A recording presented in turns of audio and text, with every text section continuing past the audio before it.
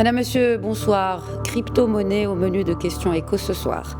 Des passionnés hongrois de Bitcoin ont inauguré jeudi 16 septembre à Budapest une statue en hommage à Satoshi Nakamoto, le pseudonyme de l'énigmatique inventeur de la crypto-monnaie. C'était le 3 janvier 2009. Le premier bloc est créé, 50 bitcoins sont générés. Depuis, beaucoup de crypto-monnaies ont été lancées, le Stellar, le Neo, l'Ethereum. Il en existe à ce jour plus de 11 000 selon le site spécialisé CoinMarketCap. En termes de valorisation et selon le stratège en chef des marchandises de Bloomberg, le Bitcoin pourrait bien atteindre le niveau 100 000 $ d'ici la fin de l'année. Il est autour de 48 000 aujourd'hui. Pourquoi autant d'engouement vers un actif qui est des plus volatiles jamais connus? Le Salvador est devenu le premier pays au monde à faire du Bitcoin une monnaie légale. Se dirige-t-on vers une centralisation de la monnaie virtuelle alors que le concept même de sa création repose justement sur l'anti-centralisation de la monnaie? Pour répondre à nos questions ce soir, Imro El-Qais Talha Jibril, analyste en politique publique et en investissement en crypto-monnaie, nous analyserons de près aussi le cas Maroc qui interdit le minage ou l'usage de crypto-monnaies, mais avec une moyenne de 15 millions de dirhams hebdomadaires. Eh bien, les transactions ont littéralement explosé ces 2 dernières années. Bienvenue à tous.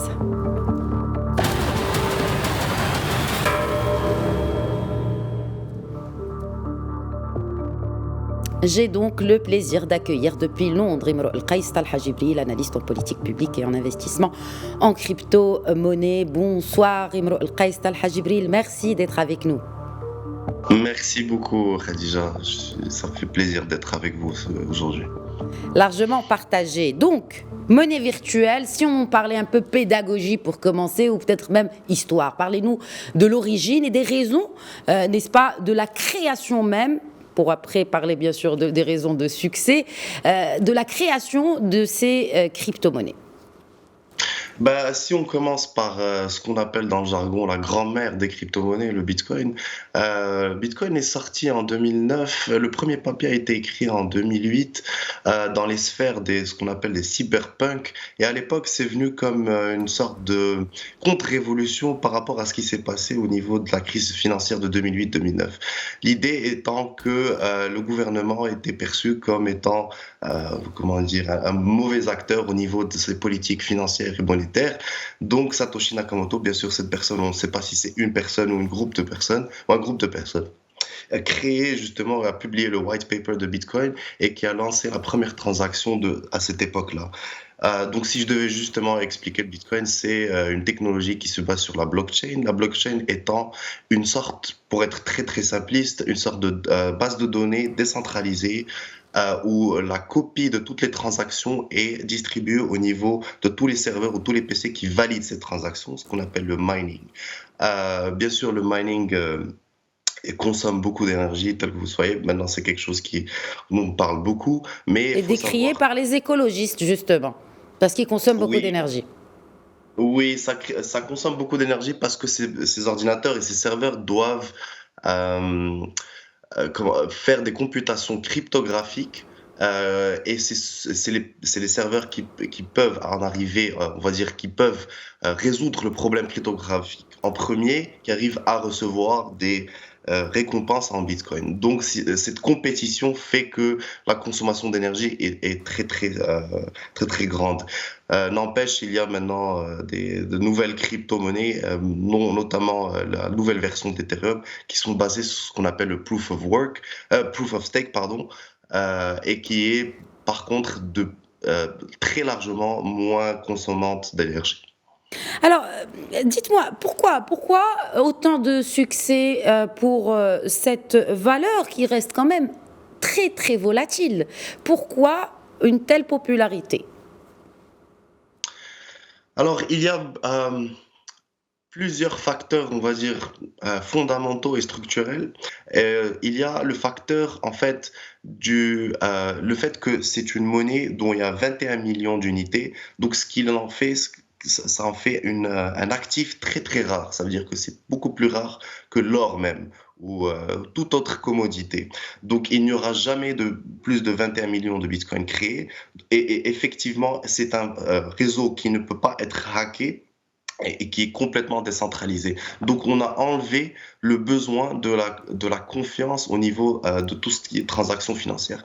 La troisième raison, pour moi, qui fait l'envol du cours, surtout les derniers mois de l'année 2020, on va dire depuis depuis le début de la crise de Covid, c'est pour moi l'inflation. Et en fait, Mhm. et aussi le fait que certains pays, certains instituteurs, investisseurs, et ainsi que les investisseurs, on appelle ça retail, les investisseurs privés, voit le Bitcoin en soi comme un cours où il est beaucoup plus stable et beaucoup plus rare et beaucoup plus moins, on va dire, qui ne perd pas sa valeur par rapport au dollar. Parce que la Banque centrale américaine, depuis la crise du Covid, depuis le 2008-2009, imprime de façon insoutenable le dollar sans forcément avoir un backing tel que avant les années 70 où c'était Mhm. backé par l'or. Par l'or, Donc oui. le fait que le Bitcoin maintenant devient une sorte de monnaie de réserve est beaucoup plus attrayant que le dollar en soi. Est-ce que on peut parler, Imro El Kais, d'une alternative fiable au marché financier aujourd'hui, la crypto-monnaie? Pour répondre à votre question, je vais dire oui et non. En fait, l'alternative fiable, elle est en train d'être concoctée dans plusieurs labos et plusieurs startups partout dans le monde qui sont en train de créer des blockchains qui, euh,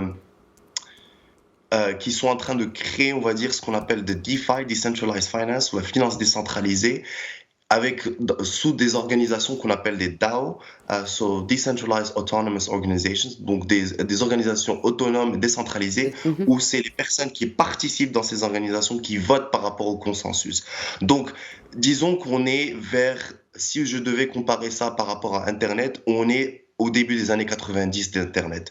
Est-ce que au début des années 90, on avait Amazon, on pouvait acheter des produits par un clic, ou est-ce qu'on avait, par exemple, Twitter? Non, mais ces plateformes étaient en pleine construction. Donc, je pense que dans les 10 ans à 15 ans, en vue de la compétition, des régulations, des gouvernements et de la finance décentralisée, on arrivera à une- un nouveau monde financier. Oui, mais du coup, est-ce que le risque vaut la chandelle? Parce que vous avez parlé des années 90 et la naissance d'Internet. Là, on parle d'investissement. Donc là, est-ce que ce risque-là est finalement quelque chose qu'on peut prendre parce qu'il est bien, enfin en tout cas le retour sur investissement est plutôt bon, malgré le risque. Alors, je vais vous dire quelque chose. J'ai pas envie de rentrer dans la partie très structurelle de comment le marché marche parce qu'il y a quelque chose qu'on appelle le bull market et le bear market. Ça veut dire que c'est des phases où le cours monte très haut ou descend très bas. Et Absolument. cela arrive chaque 4 ans, dépendamment de ce qu'on appelle le halving du Bitcoin. C'est-à-dire qu'à chaque fois, chaque 4 ans, les récompenses qu'on donne aux miners, par exemple au Bitcoin, sont diminuées par moitié. Donc ça, c'est ce qui détermine est-ce que le actif part en hausse ou en baisse. Et cela arrive chaque 4 ans. Donc ça, c'est un cycle du marché. Mais par rapport à est-ce que ça en vaut la chandelle? Oui, parce que Bitcoin, malgré tout, depuis sa naissance, est l'actif qui a le plus rapporté en termes de retour sur investissement si on regarde sur le long terme. Si on compare ça, par exemple, au stock market, à la bourse, on compare ça, par exemple, à tout ce qui est real estate, en ce qui concerne l'immobilier, L'immobilier. euh, Mhm.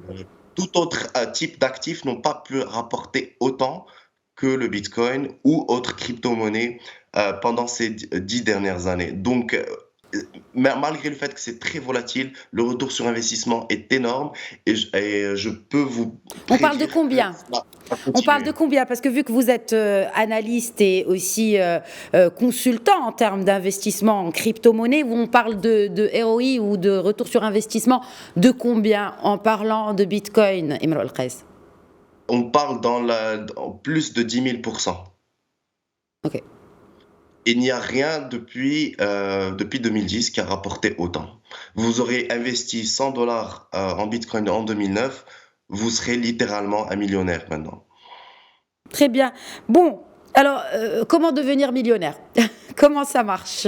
Comment on Alors, peut utiliser le Bitcoin et investir dedans? Parce que vous avez parlé de la naissance dans le dark web, mais maintenant ça s'est démocratisé. On parle même de 10 000, plus de 10 000 sortes de Bitcoin. Donc comment ça marche? alors, pour ce qui est de l'investissement, si j'ai bien compris votre question, alors je dirais que le Bitcoin en soi, maintenant, vu le cours, vu le prix, n'est plus vraiment intéressant pour le petit investisseur euh, pour y investir. Maintenant, disons que, comme on dit, it's a big money's game. Donc, c'est un jeu pour les grands. C'était le cas en 2011, 2013, 2017 même. Mais maintenant, pour acheter un Bitcoin, le cours d'aujourd'hui, je viens de checker les prix, c'est à peu près 48 000 dollars. Mhm. 48 000 dollars n'est pas une somme, on va dire, que une personne lambda pourrait. Donc là, si vous achetez du Bitcoin, vous allez acheter une petite somme, 0,0 quelque chose du Bitcoin. Donc en fait, on va dire l'opportunité d'investissement existe dans d'autres plateformes, dans d'autres blockchains, dans d'autres crypto-monnaies qui rapportent de la valeur. Malheureusement, l'espace connaît beaucoup de choses telles que des scams ou beaucoup de monnaies qui n'ont pas vraiment de valeur mais qui sont juste marketées et on voit l'envol du cours qui fait plus de 1000% en une journée et qui redescend. Il y a beaucoup de manipulations dans le marché. Donc en fait, maintenant, qu'est-ce qui se construit? C'est une nouvelle façon de voir l'investissement. Avant, pour voir, par exemple, au niveau du stock market, au niveau de la bourse, on voyait, par exemple, euh, les rapports financiers d'une La entreprise, santé, on voyait, absolument. Oui. on Mhm, la santé de voyait par l'entreprise. exemple, qu'est-ce qu'ils avaient comme dette, qu'est-ce qu'ils avaient comme assets. Maintenant, en ce qui concerne les crypto-monnaies, faut voir le market cap, ça veut dire quel est on va dire le seuil de liquidité de la crypto, son utilité dans la vie réelle, aussi voir quelle est sa circulation et quelle est sa décentralisation. Est-ce qu'il y a plusieurs nodes, nodes étant des serveurs ou des PC qui valident les transactions, mais aussi est-ce que ça peut ne pas être forcément des serveurs qui valident des transactions, mais aussi à travers le proof of stake, ça peut être des personnes elles-mêmes qui utilisent leurs propres tokens pour valider des transactions. Donc en fait, il y a beaucoup d'innovations dans l'espace et euh, on va dire les barèmes pour l'investissement sont très différents et c'est quelque chose qui doit s'apprendre. Et je vous invite il y a beaucoup de bouquins, de choses qui sont sortis sur ça. Donc c'est toute nouvelle classe d'actifs et forcément une nouvelle façon d'analyse. Et en parlant de nouveautés, donc centraliser une monnaie virtuelle, c'est désormais possible? La Chine l'a fait. Oui, non, non seulement la Chine l'a fait, mais il y a le Bahamas qui a créé, par exemple, le Sand Dollar. Euh, et en fait, oui, donc maintenant, il y a un rapport de ce qu'on appelle la Banque des règlements internationaux, the Bank for International Settlements, qui est, on va dire, le consortium des banques centrales dans le monde, qui a sorti un rapport qui était très, on va dire, anti-crypto, j'ai envie de dire, Mhm. et qui encourageait les banques centrales à développer leur propre banque centrale, leur monnaie Monnaie digitale de virtuelle. banque Mhm. centrale, Mhm. ou ce qu'on appelle les CBDC. Et en fait, l'idée, c'est que les banques centrales réalisent qu'elles sont en train de perdre la main par rapport tout ce qui est transaction de peer-to-peer, d'une personne à une autre, et que pour regagner cette souveraineté financière, ils étaient on va dire, c'est important pour que ces pays développent ainsi ces CBDC. Faut noter que ces CBDC ne sont pas des crypto-monnaies, elles sont juste des monnaies digitales, ce qui les rend centralisées. Et c'est, comme j'ai dit, pour regagner la souveraineté financière des pays. En ce moment, il y en a à peu près 91 pays. Non, Le Maroc est 91. aussi. C'est un projet qui est dans le pipe pour le Maroc également. Oui, c'est un projet qui est dans le pipeline au niveau du Maroc. Monsieur Jouahri l'a très bien indiqué, qui a un comité de recherche par rapport à ça, mais on n'a pas plus d'informations pour l'instant au niveau du Maroc. Justement, quel positionnement du Maroc vis-à-vis de ces crypto-monnaies? Comment vous le voyez en tant qu'expert et qu'observateur surtout de ce domaine, Imre El Kais? Alors, en ce qui concerne le Maroc a toujours eu une politique monétaire et fiscale assez conservatrice, et cela se reflète justement sur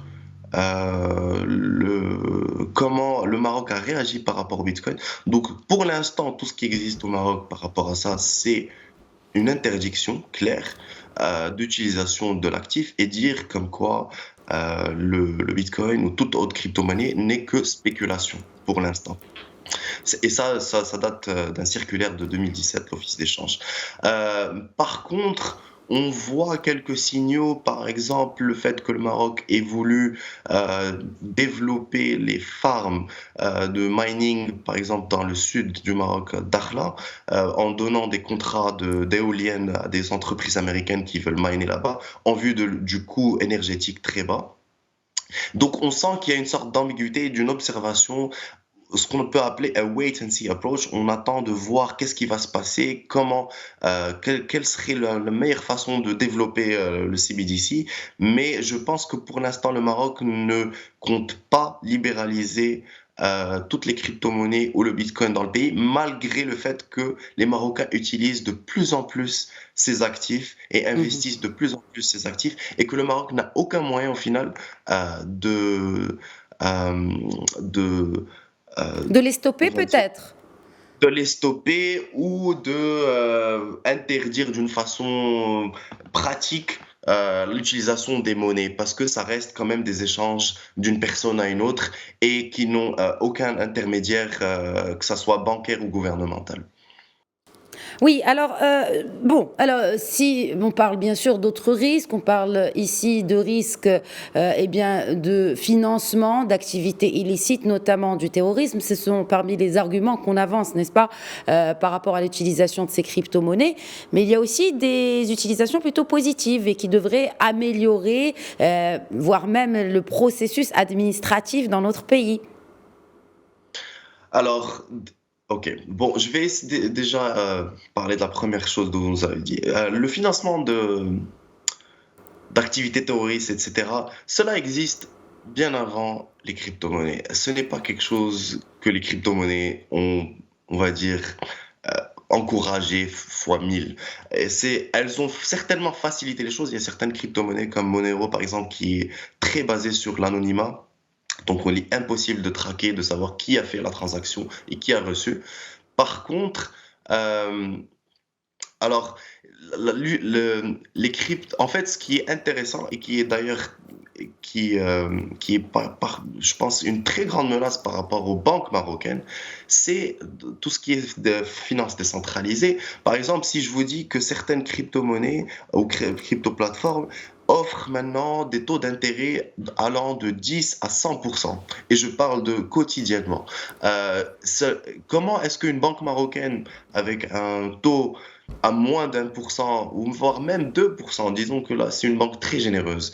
Comment peuvent-elles concurrencer des cryptos qui offrent des liquidités, des prêts bancaires, on va dire, des prêts de crypto qui ne regardent ni votre crédit, ni vos collatéraux, ni votre background, ni toute autre chose, on va dire, qu'on prenait en compte dans le système bancaire normal. Donc en fait, il y a une grande compétition et je pense que les banques devraient avoir peur parce que pensez-y, la dernière innovation, telle que je vois dans les images que vous présentez, qu'on a eu dans le système bancaire, c'est le GAB. Et ça date des années 70. Ça, c'est au niveau de la finance. Alors, pour ce qui est de la blockchain et l'utilisation dans d'autres aspects, oui, on peut l'utiliser dans la gouvernance. On peut l'utiliser dans tout ce qui est marché public. On peut utiliser les smart contracts pour établir des règles claires par rapport à l'accès au marché public, ce qui pourrait clairement réduire la corruption au Maroc. Euh, euh, il y a d'autres utilisations par rapport, par exemple, aux supply chains. Par exemple, la crypto VeChain est utilisée pour traquer exactement un produit, où il a été créé, où il a été assemblé et où est-ce qu'il va. Et donc, on peut déterminer la validité, on va dire, ou euh, l'originalité du produit à travers la blockchain. J'en passe. Peut-être pour un dernier truc, et dernièrement, il y a eu une sorte d'explosion, on va dire, de ce qu'on appelle les NFTs, le Non-Fungible Tokens, ou les tokens non fongibles. Et les NFT, ce sont une sorte de propriété intellectuelle artistique. Et ça peut être utilisé, par exemple, dans tout ce qui est cadastre, tout ce qui est propriété. Au lieu d'aller à l'ANCPCC pour enregistrer pour notariser votre maison, vous achetez un NFT qui est une sorte de euh, une preuve tangible que vous êtes le seul propriétaire de votre maison, par exemple. Mais ça peut être aussi utilisé par des artistes qui veulent vendre leur musique, leurs photos, leurs tableaux, etc. et qui recevront des royalties, et recevront des récompenses à chaque fois que la transaction sera faite. Donc, il y a énormément de potentiel dans la blockchain et tous ses dérivés. Mais c'est pour cela Et donc, qu'il y a d'investissements, beaucoup d'investissements d'institutionnels dans ce sens. Et si oui, si on parlait justement d'investissement dans la blockchain en tant que prérequis à adopter peut-être au Maroc pour développer davantage cette blockchain et ainsi l'utiliser dans plusieurs secteurs, pas simplement pour miner de la crypto-monnaie. Alors, déjà, il nous faut des universités qui offrent des cours de blockchain. Ce n'est pas le cas. Il nous faut une éducation en finances personnelles. Il nous faut des experts en blockchain qui sont maintenant, en fait, très en demande. J'ai checké l'autre jour sur LinkedIn, en 2021, la blockchain est le skill ou la capacité la plus demandée dans le monde. Donc, on est en train pour que le Maroc se situe dans ce domaine, non seulement il doit attirer et former des étudiants dans ce sens, former des experts dans ce sens, mais aussi on est en compétition avec la planète entière. Tout le monde tout le monde, tous les pays vont s'arracher les talents en blockchain. Donc pour se situer dans ce sens, il faut un cadre réglementaire. Donc il faut éduquer nos politiques par rapport à cette technologie. Et pour éduquer nos politiques, il nous faut des experts. Et pour avoir ces experts, ben, il faut les attirer. La crypto a vu une utilisation fulgurante comme dans un pays tel que le Nigeria, par exemple. Parce que des compagnies comme Western Union ont des frais énormes par rapport à l'envoi de l'argent d'un pays, par exemple européen, à un pays africain, et qu'à travers la crypto-monnaie, ils peuvent faire ces transferts presque instantanément et presque avec des frais très très négligeables. Donc pour moi, il y a une opportunité énorme pour le Maroc, vu qu'il se place en tant que place financière, on va dire, ou porte de l'Afrique, à utiliser le pays comme une sorte de plateforme pour le développement de start-up qui résout ces problèmes de transfert et de diaspora qui en veulent envoyer de l'argent à travers, on va dire, un système qui n'est avec des transactions négligeables, avec des transactions, avec des, comment dire, avec une démocratisation de l'envoi. Et en fait, le Maroc peut se positionner en tant que tel, en tant qu'acteur au niveau africain, si il ouvre l'espace et la réglementation nécessaires pour la finance décentralisée. Et cela peut impacter positivement même l'économie marocaine, en sachant que voilà, on sait très bien à quel point, et ça s'est avéré pendant la crise Covid, à quel point c'est important les transactions faites par les Marocains eux-mêmes au niveau du Maroc et à quel point c'est une bonne rentrée de devises pour le pays. Donc si on arrive à faire, on va dire, de switcher de devises étrangères à crypto et se placer en tant qu'acteur financier décentralisé dans ce sens, on peut créer toute une nouvelle industrie au niveau africain et devenir pionnier et comme une sorte de gagner du temps au lieu de passer par l'industrialisation, se focaliser directement sur la finance décentralisée. Et cela, est-ce que ça pourrait impliquer les banques? Est-ce que les banques pourraient être des players dans l'utilisation de blockchain et de crypto-monnaie au Maroc? Alors, les banques, si j'étais une banque, je serais très soucieux. Je vous le dis ça clairement. Est-ce qu'elles peuvent être j'espère vraiment qu'elles le seront. Elles sont déjà implantées en Afrique, donc elles ont déjà une longueur d'avance. Elles ont déjà une infrastructure qui est là. En fait, tout ce qu'il faut, c'est changer complètement de business model. Ou bien en fait, le cash ne va pas forcément, ne va pas Disparaître. disparaître. Voilà, les services bancaires seront toujours quelque chose qui seront demandés, surtout au court terme, mais au moyen terme, ces banques-là devraient commencer à avoir leur propre intégration de wallet, ça veut dire de portefeuille digital. Ça veut dire que pourquoi j'utiliserais une banque si je peux avoir une banque dans mon smartphone? Je chercherai la sécurité peut-être. Donc en fait, les banques doivent maintenant créer tout un département qui est lié à la blockchain et qui est lié à la crypto-monnaie. Sinon, ce sera l'histoire du Kodak et la photographie, par exemple, ou bien tout ce qui est compagnie de téléphone par rapport au VoIP. On a très bien vu comment WhatsApp a remplacé tout ce qui est appel téléphonique ou messagerie, etc. Donc, c'est ce qui va se passer au niveau bancaire. C'est juste que les banques sont très, très confortables dans leur position. Elles ont bien sûr beaucoup de capital, mais si elles n'investissent pas dans ce sens, au niveau des ressources humaines, au niveau de la blockchain, au niveau de l'analyse et aussi au niveau de l'investissement, parce que maintenant, les gens qui veulent investir leur argent, ils vont forcément le faire à travers Très bien. les cryptos parce que ça a un retour sur investissement qui est beaucoup plus intéressant. Quand je pars au Maroc et que je veux ouvrir un compte avec la bourse de Casablanca, ça prend 2 semaines et il faut une confirmation, etc., etc. Alors que je peux rentrer sur un échange tel que Binance ou autre et ça peut prendre, on va dire, pas plus de 10 minutes. Donc voilà, c'est clairement quelque chose qu'elles doivent faire et très très très bientôt. Merci beaucoup, Imro El-Kais Talha Jibril, analyste en politique publique et en investissement en crypto-monnaie. Merci d'avoir répondu à nos questions ce soir. Merci beaucoup. Voilà, c'est la fin de Question Écho. Très bonne soirée à tous.